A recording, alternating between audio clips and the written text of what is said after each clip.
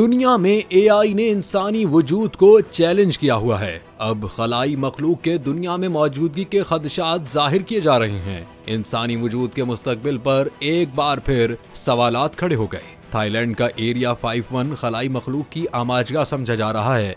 Bangkok से ताल्लुक रखने वाले तख्लीककार ट्रेविस लेवन प्राइस ने थाईलैंड के मारूफ मकाम एरिया 51 का दौरा किया। ट्रेविस ने इस मकाम पर एक दिन गुजारा और वहां एक मकामी शख्स सोमजेत से मुलाकात की। सोमजेत ने बताया कि वो अक्सर शाम के वक्त 7 बजे के करीब यूएफओस को आसमान में उड़ता हुआ देखते हैं और उसने अपनी ली हुई कुछ अजीबो गरीब वीडियोस और तस्वीर भी ट्रेविस को दिखाई। रात के दौरान ट्रेविस ने आसमान में कई गैर मामूली उड़न अशिया को देखा जो तेजी से हरकत करती, कभी रुक जाती और फिर दोबारा बढ़ने लगती। ट्रेविस ने अपनी इस दिलचस्प और गैर मामूली मुहिम की वीडियो को मुख्तसर अंदाज में इंस्टाग्राम पर शेयर किया और लोगों से कहा कि वो अपनी राय दें कि क्या वाकई कुछ गैर मामूली हो सकता है या महज क़यास आराइयां हैं।